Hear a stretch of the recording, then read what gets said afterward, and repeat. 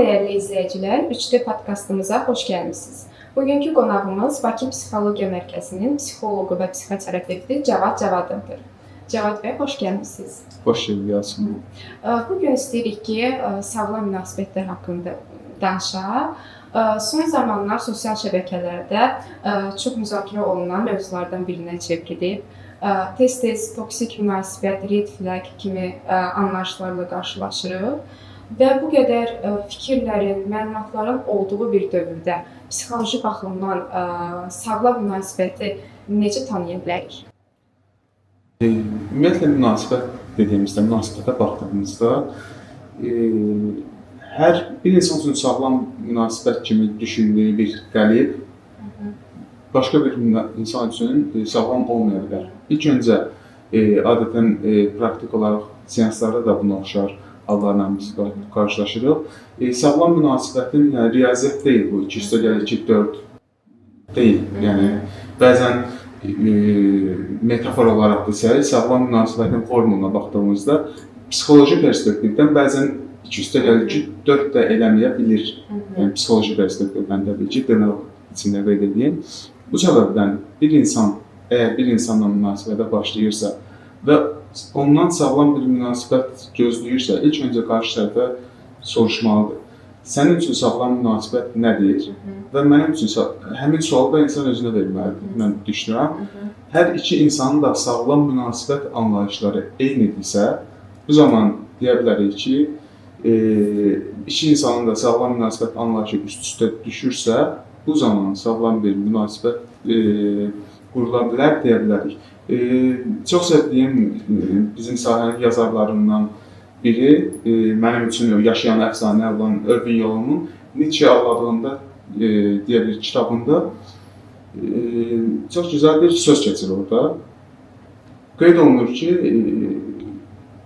insan ən ideal münasibət, iki insan arasında olan ən ideal münasibət, iki insanın da bir-birinə ehtiyacı olmadan qurduğu münasibətdir. Bəzən biz yaralarımızı sarmaq üçün, bəzən yara bandı kimi münasibəti görürük. Filan kəs mənim çətin vaxtda yanımda olduğu üçün mən bu insanla münasibətə başlayıram və artıq o çətinliklər, problemlər, duyğusal boşluqlar ortadan qalxdıqdan sonra baxırıq ki, münasibət dadını duzunu itirir. Nə üçün? Çünki münasibətdən bir gözləntimiz, bir ehtiyacımız olur. Və vaxtı ikən sağlam bildiyimiz münasibət, bir müddət sonra bizdə sağlam olmayan münasibət, yəni bir şeylər çatmır. Və belə olduqda əsas məsələlərdən biri də budur ki, qarşımıza çıxan insan beyni inandığına, inanmaq istədiyinə meyl etmə yönündədir. Yəni fikrimi daha qısa izah edeyim. Yəni insan inandığını qəbul etmək istəyir. Bir də var işin məntiqi tərəfi və bugünkü gün üçün qarşımızda scroll edədiyimizdə qarşımıza bir video çıxır və onu öz münasibətimizə inteqrasiya edirik. Burada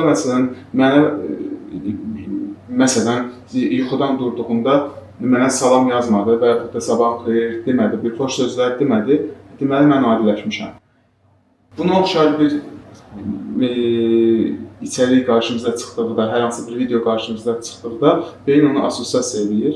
Filan psixoloq belə bir şey dedi, filan coach belə bir şey dedi, filan mütəxəssis və influencer belə bir söz dedi və sevdiyimiz, təqdir etdiyimiz bir aktyordusa, influencerdirsə, onun dediyinə inanmaq istəyirik. Çünki sevirik axı, yəni bəyənirik həmin şəxsi və belə olduqda bu belə deyirsə, belədir kimi. Məsələn, ağıl aldığımızda, fikir aldığımızda, məsləhət aldığımızda çox təəssüf ki, toplum olaraq baxdığımızda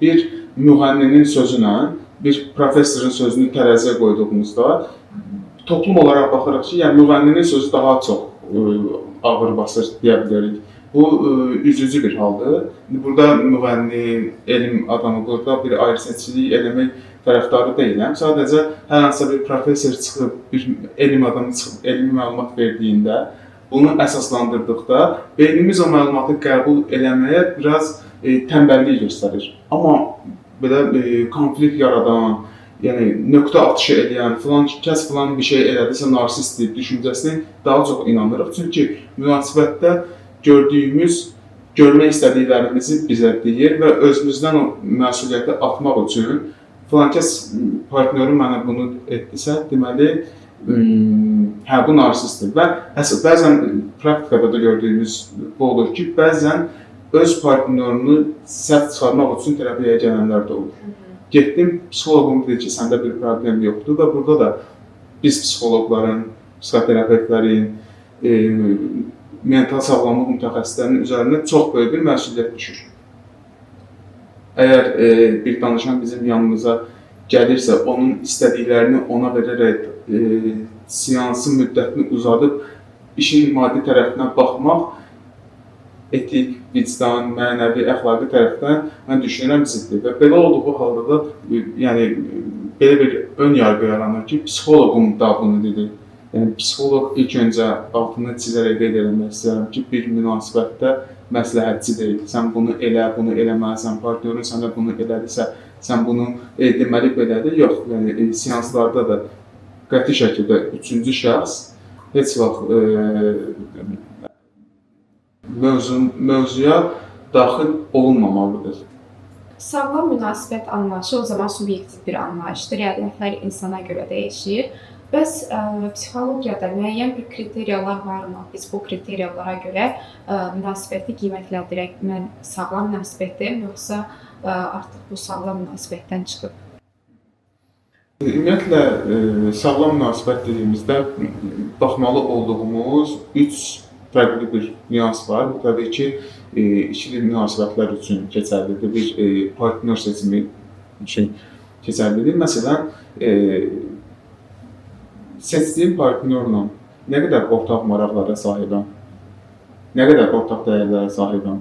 Məsələn, düşünək ki, bir xanım və bəy sevgilidirlər və xanımın sushi yeməkdən xoşu gəlir. Bəyin də həmçinin sushi yeməkdən xoşu gəlir. Və bu şəxslər evlənirlər. Xanım evə yorğun gəlir, bəy də evə yorğun gəlir. Evdə də yemək bişirilməyib və yaxud da evdə yemək yoxdur. Kişinin də ürəyində düşür ki, sushi yeyib. Ev yox, bugün yemək bişirməmsən, yorğunsan, mən səni anlayıram, gəl gedək filan bir restoranda sushi yeyib. Bu düşüncənin qarşılığında əgər qadın da sushi bəyənirsə, qadın sevinər ki, əla, yemək bişirməyimə görə məni yargılamadı, mühakimə eləmədi və əksinə məni yeməyə dəvət elədi. Və hər hansısa bir gözəl mənzərəli bir yerdə bir cütlük baş-başa sushi yeyəndə başqa çox maraqlı bir ortam olduğu üçün, evdən kənar olduğu üçün burada həm duyğusal olaraq, həm fərqli bir aura yaranır, fərqli bir atmosfer yaranır və bu sadəcə yemək zövqü, maraq olaraq dediyimiz yemək zövqü münasibəti gücləndirən amillərdən biridir. Önəmli, %100 önəmli deyil təbii ki, amma dama-dama göl olar dediyimiz bir misal ki var. Və indi bu məsələnin bir də əksinə baxaq. Düşünək ki, kişi düşünür ki, sushi olsaydı yeyərdim. Qadın deyir ki, ay, çiğ balıq yemək olar. Avtomatik bu zaman qadının düşündükləri nə olacaq? Biz neçə ildir evdəyik, sən bilmirsən ki, mən sushidən xoşum gəldi. Bu zaman nə olacaq? Kişinin mədəsindən, beyninə yol mədəsindən keçəcəyə bir şey var. Bu zaman nə edir? Kişi deyir, əşi, yemirsən yemək. Zəng edir dostuna, məsələn, gedək bir sushi yeyək. Nə oldu? Adi kiçik bir sushidirsə, yeməkdirsə, yemək zövqüdürsə, kiçik bir şeydir, amma münasibətdə görün nə dərəcədə önəmli rol oynayır. Ortaq maraqlar, ortaq dəyərlər dediyimiz, məsələn, bəzi burada dini inanclar ola bilər, burada fərqli ideologiyalar ola bilər, burada məsələn, bir münasibətdə bizim belə bir adətimiz var. Məsələn, Azərbaycanın çox dəyərli adətləri, bizim çox dəyərli adətlərimiz var. Düşünək ki, bir xanım ailə həyatı qurduğunda bir gəlinlik falan, bu bildiyimiz, hamımızın bildiyi adət-ənənələr var. Bu bir dəyərdir, bu bir kültürdür. Amma düşünək ki, bu dəyərlər, təbii ki, mən bunu dediyimdə müəyyən eleştirilər, müəyyən mühakimələr olacaq. eyni dəyərlərə sahib biri ilə ailə həyatı qurduğumuzda daha gözəl bir münasibətimiz olar, yoxsa kültürel şok yaşayacağımız birinə. Məsələn, düşünsək ki, yəni uc bir örnək götürəcəm. Bizim gəlinlik, adət-ənənələrimiz və xınayaqda bağlı dediyimiz evliliyi düşünək. Düşünək ki, bir də Azərbaycanlı bir xanımın ailə həyatı qurduğu kişi Şotlandiyalı bir kişidir. Təbii ki, burada bir ayrı seçkilik falan eləmirik. Şotlandiyanın da xüsusi bir geyim tərzi var. Kişilər yufkaya bənzəyən bir geyim giyinir. Bu da onların bir kültürel, onların bir dəyəri, hətta bəzən vazgeçilməz bir geyim tərzləridir deyə bilərik. Və belə olduğu halda düşünək ki, Azərbaycanlı bir xanımın yanında Şotlandiya milli geyimində bir bəydir. İstər-istəməz bizim o toyda gələn qohum, qonşu, qohum-əqrəba kişiyə necə baxar? Təbii ki, burada yəni eleşdirmək, mühakimə eləmək, aşağılamaq yəni mümkün deyil. Bundan söz gələ bilməz, amma kənardan müəyyən müdaxilələr olur və belə olduğu halda axı biz də toplum olaraq evliliyi, münasibəti bir də sosial təsdiq olaraq görürük. Biz istəyirik ki, xanımların gözləntiləri bir başqadır, kişilərin gözləntiləri bir başqadır. Bunun tam tərsi bir şey olanda istər-istəməz münasibətdə bir ziddiyyətlər, bir geri addım atmalar olur. Bu səbəbdən dəyərlərin, maraqların olması, ortaq olması münasibəti daha sağlam edir deyə bilərik. Bəs belə bir anlayış var ki, sevgi varsa hər şey həll olunar. Yəni elə insanlar var ki, tamamilə fərqli dəyərlərə malikdirlər.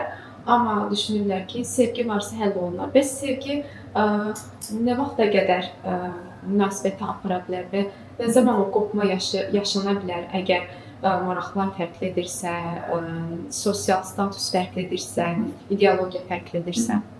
Ümumiyyətlə, insana bir psixoloji tərəfdən baxdığımızda işin bir də bioloji tərəfi, neuropsixoloji tərəfi var.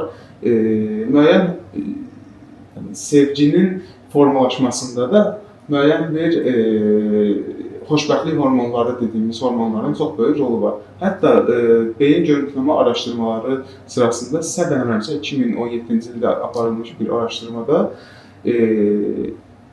aşiq olan şəxslərlə kokain istifadəçilərinin beyin görüntüləmə nümunələrini qarşılaşdırırlar.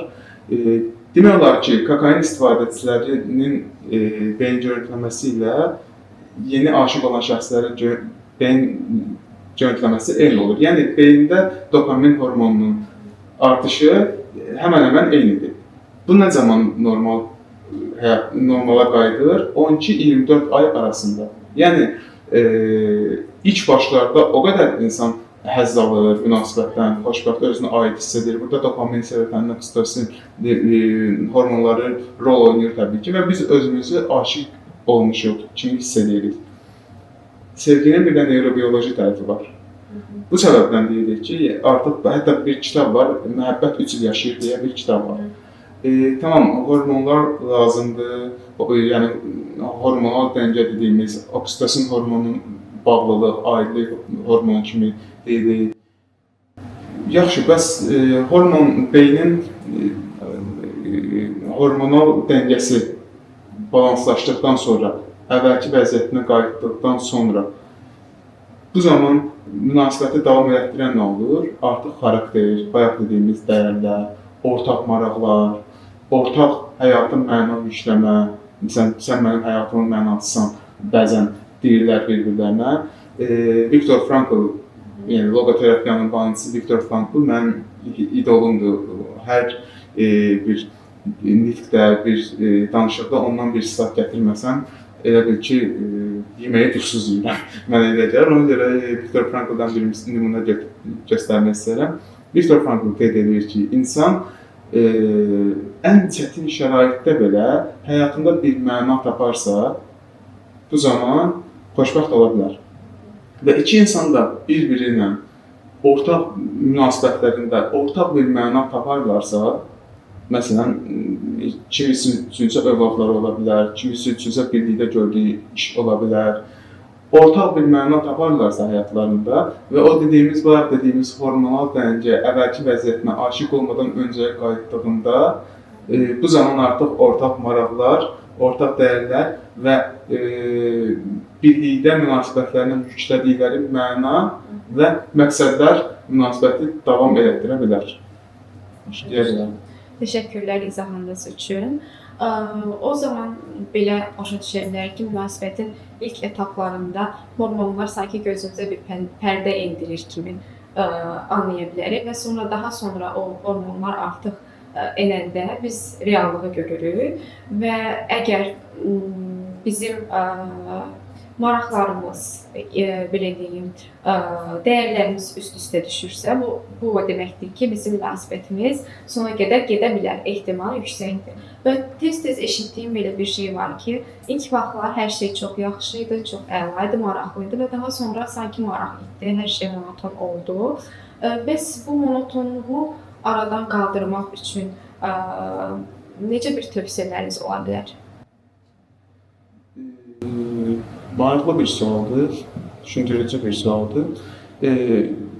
Ümumiyyətlə, belə qeyd edilir, az öncə qeyd etdik, ortaq dəyərlər, ortaq maraqlar dedik və bəzən bizə ayıb olaraq göstərilən, bizə qadağan kimi, tabu kimi göstərilən bir yaxınlıq, hansı ki, cinsəl enerji deyirik, cinsəl bir uyum deyirik, bu münasibətlərdə çox-çox daha önəmlidir. Hətta maraqlar və dəyərlərdən daha önəmlidir.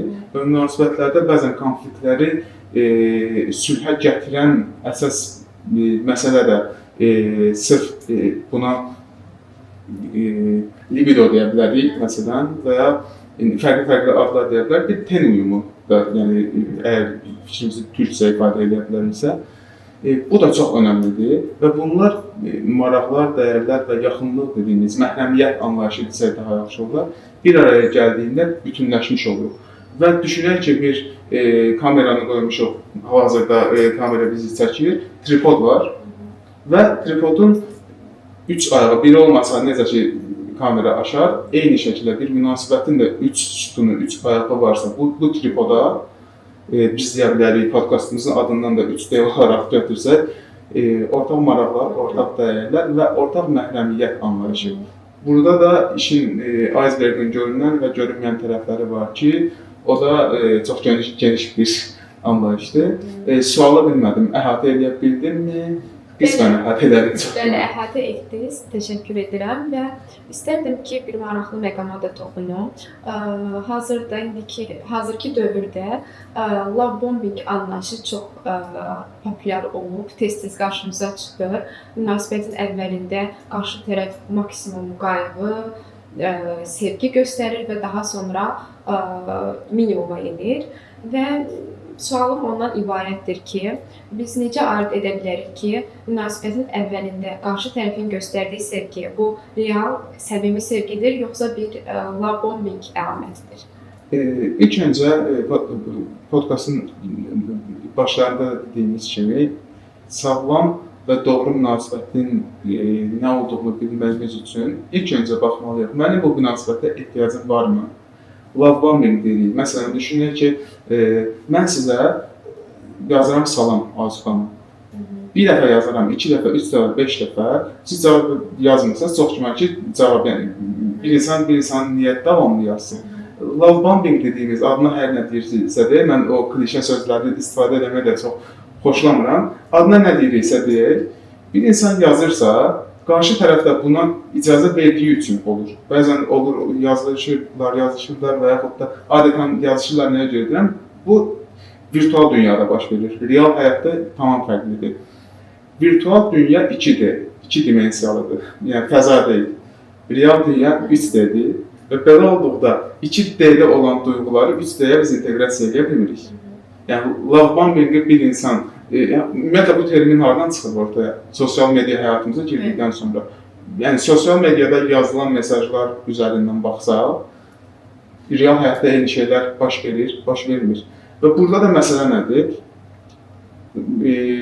Bir münasibət başlayır, elə virtualda başlayır, virtualda bitir, sonradan filan kəs mənə love bombing elədi, belə yazdı, sonradan ortadan yox oldu, getdi, filan. Biz özümüzə sual verməyimiz lazımdır. Məni real münasibəti kənara qoyub da virtual dünyadan münasibət axtarmağıma səbəb olan altda yatan ehtiyacım nədir? Nəyi nə ilə kompensasiya eləmək istəyirəm? Bəzən yəni sevgi aclığı deyə bilərik buna. Bəzən real həyatda baxırsan, biz bunu çox güman hər kəs, yəni izləyicilərimizin də ətrafında ola bilər ki, realda bir insanla hər hansısa bir xoş söz demədiyi halda, yəni ad günü təbrik edək, ad günü mübarək falan kəs, bunu zəng edib demədiyi halda Instagramda falan post atıb yazanlar var. Sözəl olaraq fikirlərimizi, duyğularımızı ifadə eləmirik, amma paylaşımda bunu edirik. Yəni dediyimiz mövzularda 3 aşağı 5 yuxarı buna bənzəyir. Sonradan artıq beyin, bu Dostoyevskinin bir sözü var, insan nə qədər böyük günah eləsə də öz vicdanını rahatlaşdırmaq üçün bir bəhanə tapır. Beyin də demir axı, hə də bu adam sənə yazırdı, bu adam sənə nəvaziş göstərirdi, sənin ağlın olardı, məsələn. Bunu demir özünə, beyin özünü düz çıxartmaq üçün adına love bombing deyirik filan, özümüzdən 50 cür terminlər çıxarırıq. Cavad bəy, biz tez-tez qohumlarımızdan, hətta ailəmizdən belə eşidirik ki, duyğuları bir kənara qoy, məntiqlə hərəkət et, duyğular bir yerə qədər gedir, daha sonra sənin etdiyin, məntiqlə etdiyin seçimlər sənin həyatında rol oynayır. Və burada necə düşünürsünüz, münasibətdə böyük rol, münasibətdə əsas rolu məntiqlə oynayır, yoxsa duyğularla? Ümumiyyətlə, bir subyektiv fikir bildirməmişdən öncə, gəlin baxaq, duyğu nədir, düşüncə nədir, qərar nədir, davranış nədir? Duyğular bizim nəyi istədiyimizi bizə bir növ bildirən vasitə, düşüncələrimiz nədir? Bu duyğularımıza, istəklərimizə müvafiq olaraq biz nələr edə bilərik və davranışa bildiyimiz qərar, davranış. Və bugünkü gün üçün məntiqi qərar var və duyğusal qərar var. Yenə beyin neyroloji olaraq, neyropsixoloji olaraq baxdığımızda bəzən filmlərdə və yaxud da məsələn müəyyən bir yerlərdə 21 plus görürük, bəzi yerlərdə 18 plus görürük. Beyin məntiqi olaraq, ümumi olaraq inkişafını, tam strukturlaşmış inkişafını 21 yaş, 21-22 yaşda tamamlayır. Bunu araşdırmalar bildirir. O zamana qədər biz daha çox duyğularımızla qərar veririk. Və məsələ də burasındadır ki, biz insanıqsa, robot deyilsə, həm məntiqimizlə, həm duyğularımızla qərar verməyimiz lazımdır.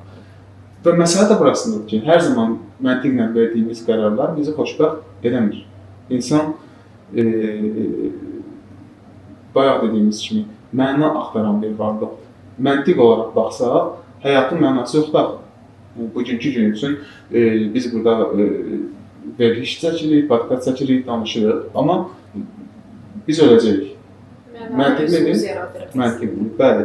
Biz Irving Yalom'un da qeyd etdiyi kimi, biz insan olaraq məna axtaran canlılarıq. Paradoks buradadır ki, dünyanın heç bir mənasının olmasından xəbərsiz olaraq. Yəni, dünyanın bir mənası yoxdur, amma biz bu dünyada məna yükləyərək, məna anlamlandıraraq xoşbəxt ola bilərik. Bir münasibətə də ancaq məntiqi olaraq necə baxa bilərik? Evi var, maşını var, vəzifəsi yaxşıdır falan, tamam, mən gedim. Belə evliliklər nə dərəcədə xoş? Xoşbəxt kimi görünə bilər. Altında yatan nədir? Mən uşaqlıqda filan kəsi istəyirdim, atam-anam məni filan kəsə vermədi. Belə olduğuna görə mən işini, vəzifəsini filan seçdim və bugünkü gün üçün bu biraz duyğusal bir cümlədir. O qədər insanlar var ki, cismən yan-yana, qol-qola, ruhən tam fərqlidir. Yəni, cismən yan-yanadırlar, hər insanların amma ağlında olan başqalarıdır. Bunu biz görürük, yəni təcrübələrimizdə də görürük, ətrafımızda olan insanlardan da bunu görə bilirik. Tək məntiqi qərarla yola çıxmaq olmaz. Tək duyğusal qərarla da yola çıxmaq olmaz. Və belə olduqda o pəhlivanlar itin üstündəki gəzirlər, dəngəni, balansı qorumaq ki şərtdir. Həm duyğulara, həm məntiqə yer verərək və münasibətdən gözləntilərimizi müəyyən edərək sağlam bir münasibət qura bilərik deyə düşünürəm. Yəni ki, duyğular və məntiq arasında müəyyən bir balans olmalıdır. Balans olmalıdır. Sualın önündə də qeyd etdiyiniz kimi böyüklər, valideynlər deyir ki, duyğunu kənara qoyur, məntiqlə falan. Bir növdə valideynlərin hamıya şamil eləmirik. Bir çox qismində belə bir şey var. Öz övladını evləndirdiyində bunu bir sosial təsdiq olaraq, kürəkənin filan yerdə işləyir, gəlinin filan yerdə məsələn həkimdir, müəllimədir falan. Bunu öz çevrəsində olan bir növ yetərsizlik, özünün keçmişdə eləyə bilmədiklərini və yaxud öz yetərsizliyini, öz övladı, öz gəlini, öz kürəkəninə kompensasiya eləmək istədiyi üçün duyğunu qoy kənara. Yəni əslində duyğunu kənara qoy məntiqlə seçim etdiyin şəxslər baxdığımızda onlar öz duyğularını kənara qoymurlar ki, belə bir fikir bildirirlər. Əslində sizə öz duyğularınızı kənara qoyun, bizə, gənclərə, öz duyğularınızı kənara qoyun, məntiqlə seçim eləyin deyən şəxslər əslində öz yetərsizlik duyğularını kənara qoya bilmədikləri üçün bizə məntiqlə qərar verməyə belə deyək, səy göstərirlər. Əslində maraqlı yanaşmadır və nəzərə alsaq ki, əgər insan duyğusal bir varlıqdır, duyğuları tamamilə kənara qoyub məntiqlə davranmaq mümkünsüz kimi görürəm əslində. Bəlkə də kənardan məntiqli görünür, amma insanın daxilində müəyyən bir duyğu yatır və həmin duyğuya əsasən hərəkət edir və seçim edir, düzdürmü? Belə ümumiləşdirə bilərik ki, məntiq haqlı olmağımıza xidmət edə bilər. Amma duyğunun və məntiqin vəhdəti mutlu olmağımıza, yəni qafiyəli olsun deyə, xoşbəxt olmağımıza. Yəni münasibətdə də bəzən insanlar haqlı olmaq istəyir, bəzən mutlu olmaq istəyir. Amma bəzən bir çox münasibətlərdə görürük ki, insanlar xoşbəxt olmağı haqlı olmaqla səhv salırlar. Bəzən ego savaşına girirlər. Mən deyən olmalıdır, gördün belə oldu, sən niyə bunu belə eləmədin? Filan kəs filan öz həyat yoldaşına filan şey elədi, amma sən eləmədin. Yəni burada da bunun da altında yatan o qədər fərqli səbəblər var ki, burada sxematik olaraq baxsaq yetərsizlik duyğusu ola bilər. Daha sonrasında təsdiq ehtiyacı ola bilər, dəyərsizliyi ola bilər. Çox yəni bunu sadala bu uzanar gedər təbii ki. Bu səbəbdən ilk başda dediyimiz kimi riyaziyyat 2+2 4-dür. Psixologiyada bu tamamilə fərqli ola bilir. Biz az öncə yetərsizlik duyğusundan danışdıq və bu yetərsizlik duyğusunu uşaqlıqda bizə valideynlər də ötürə bilir və belə bir nəticəyə gələ bilərikmi? Uşaqlıqda valideynlərimizin bizə olan münasibəti gələcəkdə bizim partnyor seçimimizə təsir edir. Bəli, müəyyən qədər təsir göstərir. Bunu müəyyən nəzəriyyələr, müəyyən psixoloji nəzəriyyələr olsun, araşdırmalar bunu göstərir. Ən gözəl nümunələrdən biri John Bowlby'nin bağlanma nəzəriyyəsini buna misal göstərə bilərik. Bəzən insanlar münasibətdə baxır, bəzən bildirirlər ki, filan kəs üçün mən saçımı süpürgə elədim, nə idi elədim, nə istədi, ona qayğı göstərdim, diqqət, amma məni tərk elədi. Sən buna oxşar, bu və buna oxşar nümunələr göstərə bilərik. Belə olduğu halda bəzən insanlar daha çox diqqət, dəyər verdiyimizdə bizdən uzaqlaşar, daha az dəyər verdiyimizdə, sevgi verdiyimizdə, bəzən daha sərt olduğumuzda bizə yaxınlaşmış ola bilirlər. Burada bəli, müəyyən nəzəriyyələr var. Dostoyevskidən bir misal qeyd etmək istəyərdim. Dostoyevski bildiyimiz kimi bir həbsxanada olduğunda məhbusların siqaret falan çəkmək üçün çıxdıqları bir yer olur və orada bir it olur. Hər bir məhbus, bir qatil olur, bir fərqli ağır cinayətlər işləmiş şəxslər öz aqressiyalarını itə göstərirlər və hər dəfə zəng çalındıqda içəri çölə çıxdıqlarında hər kəs gəlir, itə bir təpik vurur, gedir. Və artıq itin belində belə bir şey yaranır, belə bir davranış yaranır. Zəng çalındıqda gəlir, dayanır və təpik vurulma pozisiyasına keçir. Hər bir məhbus ona təpik vurur, keçir, gedir, təpik vurur, keçir, gedir və it bunu qəbullanır. Dostoyevski gəlir, kənardan baxır ki, itə vurulur, amma it nə bir ağrı, acı hiss eləmir, belə olmalıymış kimi davam edir. Gedir, yaxınlaşır itə və əyilir aşağı, itin başını sığallayır. Və it ondan zincirləyərək uzaqlaşır. Və sonra qeyd edir ki, bəzi insanlar da belədir. Sevgi acı olan insanlar da bəzən belədir. Onlara göstərdiyimiz sevgi, diqqət, əgər bizim sinir sistemimiz, bizim davranışlarımız, bizim şəxsiyyətimiz, xarakterimiz sevgini bir təhdid olaraq görürsə, bəli, irəliləyən zamanlarda baxa bilər, yəni bunu %100 deyə bilməliyik, amma ehtimal var ki, sevgini bir təhdid olaraq görən bir beyin düşünsək, o zaman nə olacaq bu zaman? Sərtliyi, şiddətli bir güc göstərişi olaraq görəcək və belə olduğu halda Daniel Sigelmanın bir neyrobiologiya əsərində qeyd olunur. Sinir sistemi özünü təhlükəsiz hiss etmədiyi müddətcə sevgiyə icazə verməz. Və məsələ də burasındadır. Uşaqlıqda öyrəndiyimiz şiddət,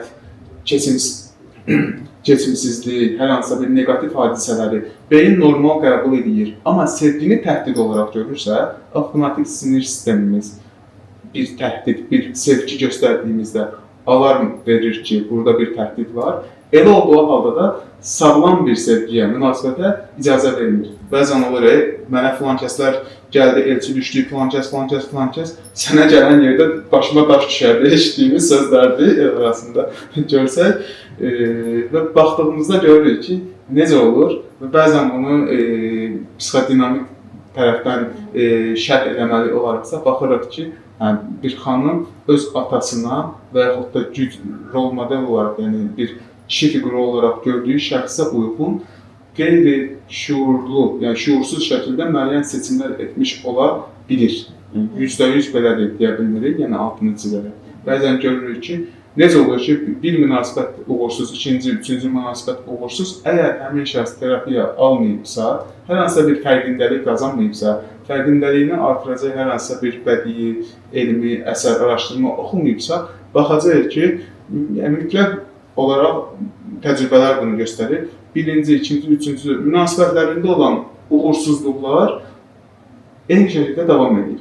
Və həyatına aldığı yeni şəxs belə digər uğursuz münasibətlərində olan müəyyən xüsusiyyətlərə sahib olur deyə bilərik. Bu səbəbdən bəli, hətta belə bir beyin görüntüləmə araşdırması var idi. Savaşda və müharibədə iştirak etmiş, müharibəyə şahidlik eləmiş uşaqların beyin görüntüləməsi ilə evdə anası və atası dava eləyən, şiddət görən valideynlərin uşaqlarının beyin görüntüləmə cihazları demək olar ki, eynidir. Yəni, bu çox böyük. Buradan bəlkə verilişimizi izləyən valideynlərə də kiçik də olsa bir töhfə mi deyim, bir mesaj mı deyim. Yəni, təbii ki, münasibət varsa konflikt qaçınılmazdır, amma o konflikti övladın yanında eləmək, yəni yaş 1 olsun, 2 olsun, 3 olsun fərq eləmir. Yəni, konflikt olacaq təbii ki, bir münasibət varsa, burada sevgi varsa, bunun ziddi də var.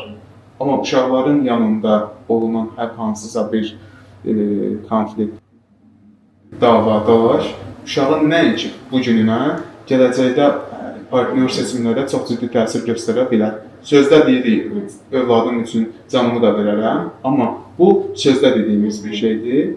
Amma əmələ gəldiyimizdə təəssüf ki, bir çox valideynlər bunu eləmir və sonradan da yəni, üzərindən müəyyən bir vaxt keçir. Uşaq da gedir bir münasibətdə uğursuz olduğunda, təbii ki, burada yəni, anaya, ataya, valideynə yəni, günahı yıxmaq doğru olmaz. O yenə də yəni, müəyyən bir dərəcədə təsiri var deyə bilərik. Sizin sualınızdan bu biliyorlar.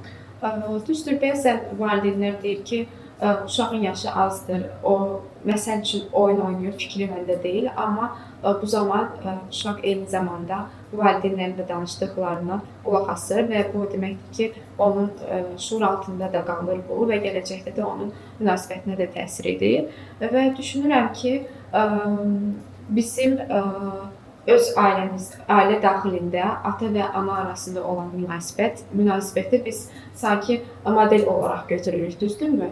Və biz ailədə gördüyümüz o münasibəti normal olaraq qəbul edirik ki, əslində münasibət belə olmalıdır. və bu da gələcəkdə bizim öz ailəmizdə öz əksini tapa bilər.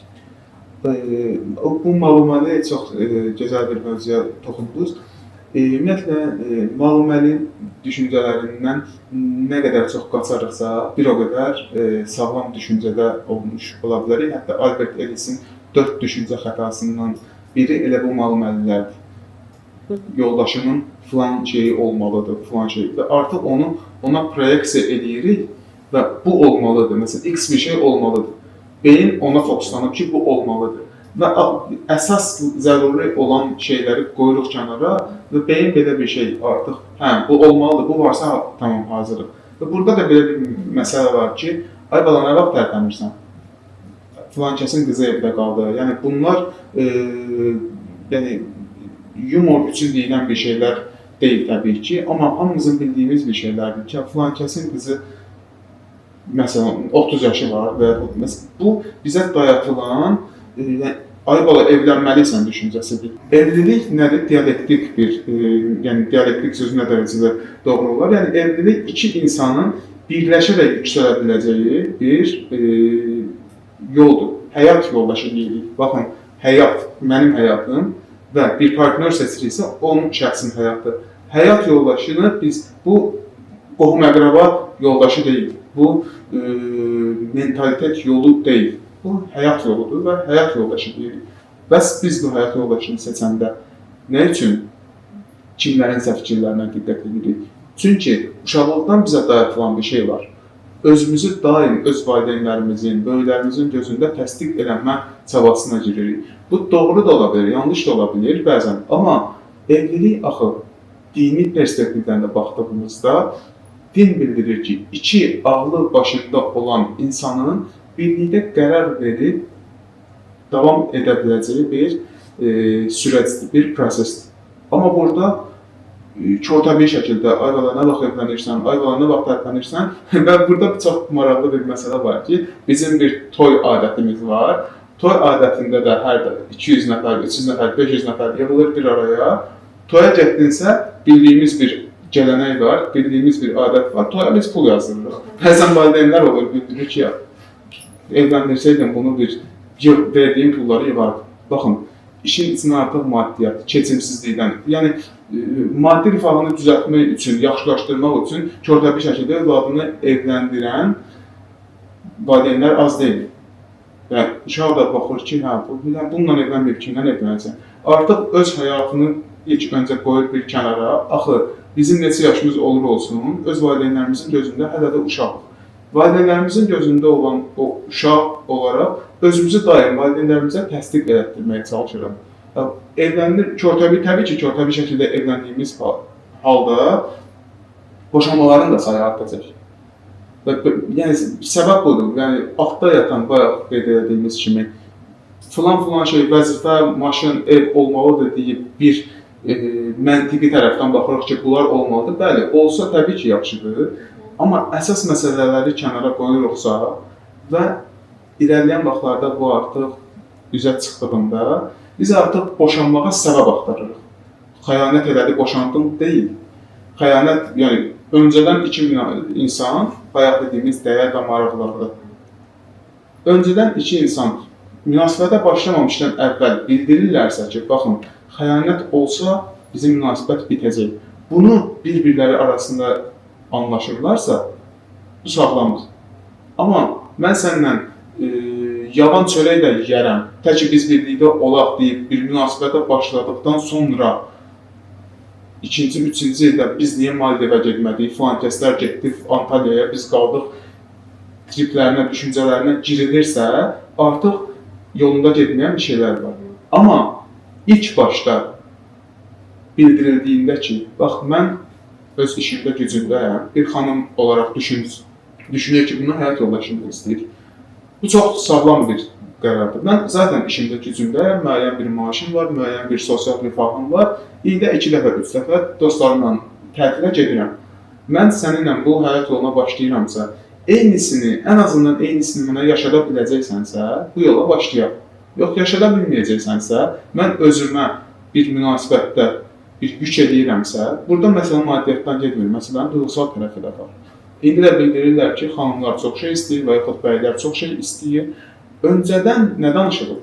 Öncədən, yəni mənim gözləntim budur. Hətta keçən dəfələrdə bir həmkarlarımızdan biri verilişdə bildirmişdi ki, emosional ehtiyac olaraq iPhone-dan söhbət düşmüşdü səhv eləmirəmsə, fikir müəyyən qədər müzakirəli ola bilər, düz yanaşılmaya bilər. Amma münasibətə başlamamışdan əvvəl bir insan bildirirsə ki, mənim münasibətdə bir stəkan suya ehtiyacım var, bu mənim ehtiyacımdır deyə başlayırsa münasibətə, qarşı tərəf partner olaraq əgər qəbul edirsə ki, mən bunu sənə həqiqətən ömür boyu verə biləcəyəm, bunu ona vermək məcburiyyətindədir. Söz verirsənsə, çünki məsuliyyətin bəli, həm qadın üçün, həm kişi üçün münasibətin bir məsuliyyəti var. Elə insanlar var ki, deyir ki, mən ev işləri görməyəcəm, ev işlərini birlikdə görəcək. Bir-birinə verilməli olan müəyyən 9 əsas sual deyə bir, hətta Instagramda post paylaşmışdım. Ev işlərinə qədər danışılmalıdır. Biz nəyi danışırıq? Duyğular gəlir, deyirik, sevginin gözü çoxdur dediyimiz, az öncə dediyimiz o işin hormonal tərəfidir. Gözünün önünü pərdə tutur, Leyli Məcnun falan. Leyli Məcnun əsərindən hamı ilk başlarda misal göstərir. Kara sevdadan və yaxud məsələn müəyyən bir şeylərdən. Amma münasibətin ortalarına gəldiyimizdə artıq nə olur? Artıq mənə sabahın xeyri yazmadı, deyəsən mən artıq adiləşmişəm və yaxud da mənə ad günümdə filan yerə aparmadı, amma filan kəsin filan yoldaşı onu filan yerə aparmışdı. Sən filan kəsin həyat tərzi ilə öz həyat tərzini müqayisə edib başlamışdın bu münasibətə, başlamamışdın axı. Evlilikdə münasibətdə gözləntiləri öncədən müəyyən etmək önəmlidir deyə bilərik. Sualı biraz çox geniş əhatə elədim. Cavab və biz danışdıq ki, əvvəlcədən müzakirə olunmalıdır gözləntilər, hər iki tərəf bir-birinə bildirməlidir. Amma bəzən olur ki, qarşı tərəf, məsələn, xanım bildirir ki, mən ailə qurduqdan sonra təhsilimə davam etmək istəyirəm və ya işləmək istəyirəm və qarşı tərəf də onu qəbul edir.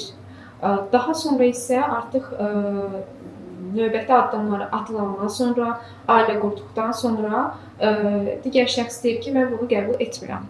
Bəs bu zaman necə düşünürsünüz? Bu davranışın altında hansı səbəblər yatır? İlk öncə sanki məsuliyyəti götürür, söz verir, o məsuliyyəti daşımağa çalışır, amma daha sonra o sözündən dönür. Bu nə ilə əlaqəlidir? Məsələn, az öncə qeyd etdiyimiz kimi ki, işin ilk addımlarında hormonlar pik həddə olduğu üçün nə desən qəbuldur, artıq duyğular azaldıqdan sonra işin məntiqi tərəfi gəldiyində burada bəzən fərqli bir case olaraq baxa bilərik, amma bunun çox fərqli səbəbləri olmuş ola bilər. Məsələn, bəzən ola bilər ki, xanım bildirir ki, mən xaricdə oxumaq istəyirəm. İlk öncə kişi bildirir ki, mən dəstəkləyəcəm səni. Dəstəkləyəcəm deyib, altda yatan bir səbəb ola bilər ki, ehtimal olaraq evlənəndən sonra kimliyə gedən, yəni fikrindən döndərərəm düşüncəsi, manipulyasiya edərəm düşüncəsi və yaxud da əşi o qədər filan kəs də eləyirdi, nə oldu, indi 3 uşağı var, falan. İlk başda duyğularından qərar verir, yaxud hər iki tərəfdən karyera falan. Yəni baxdığımızda görürük, çevrəmizdən, dostlarımızdan karyera deyən şəxslərin istər bəy olsun, istər falan olsun, Allah xoşbəxt edəsin deyirik. Karyera önə atan şəxslərdə baxdığımızda görürük ki, bir neçəsinin övladları var, hətta yəni ailələri var. Karyera nəyə görə? Əslində bir münasibətin qabağına qoyduğumuz blok olur ki, buna bəzən bir növ psixologiyada kognitiv dissonans deyə bilərik buna. Leon Festingerin bir nəzəriyyəsidir. Buna oxşada bilərik ki, valideyn deyir, abala nə vaxt tərpənirsən?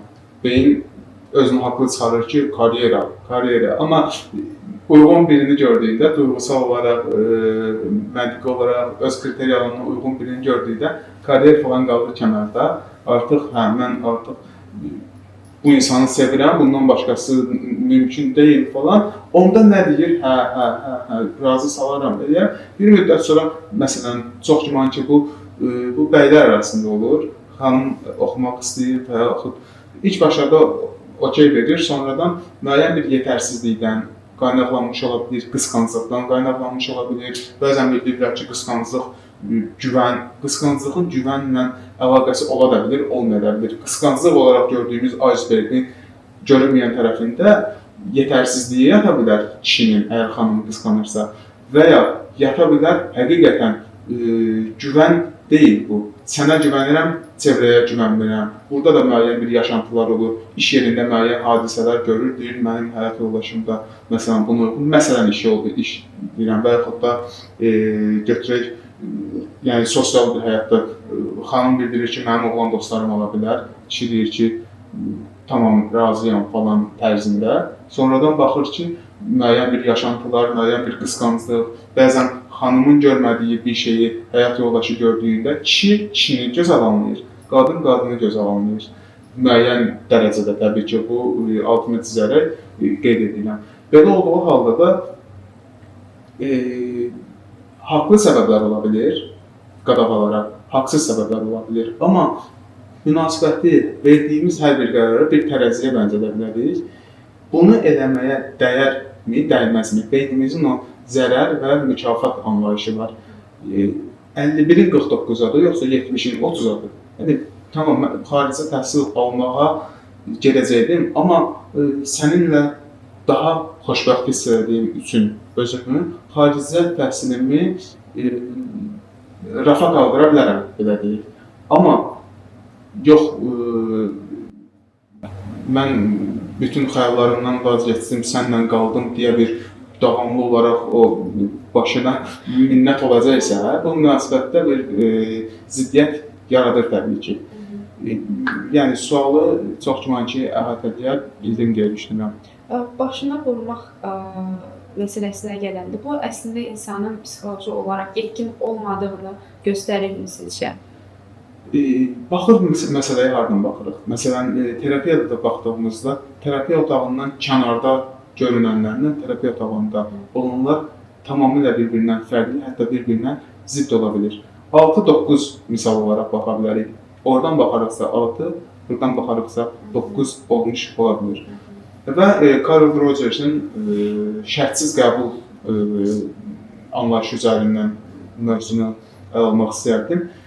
Carl Rogers qeyd edir ki, insan öz həqiqi potensialını o zaman ortaya qoyur ki, olduğu kimi sevilsin, olduğu kimi qəbul edilsin.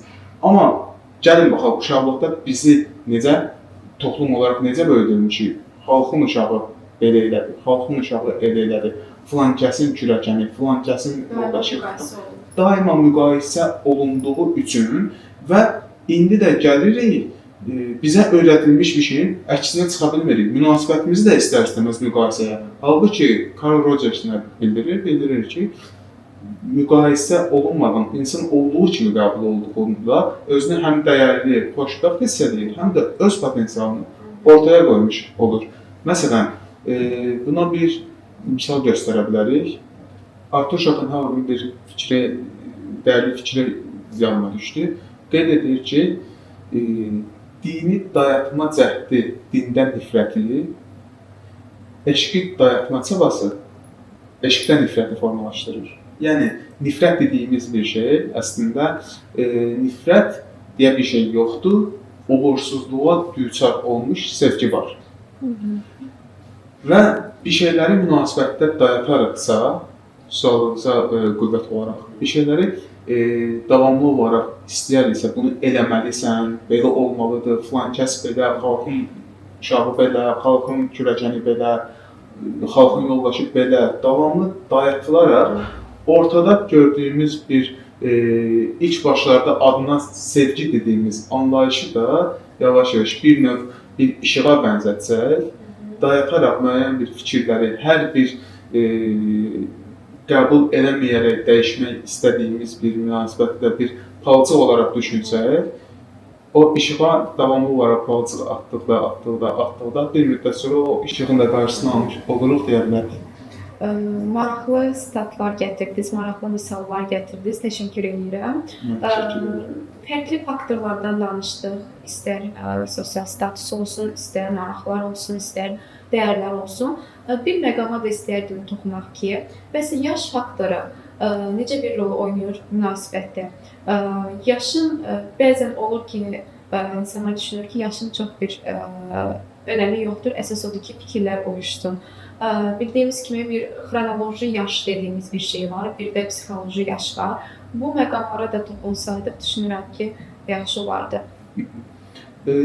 Təbii ki, bu elə bir sualdır ki, ümumiləşdirə bilmərik, amma təcrübələrdən götürəriksə, ümumi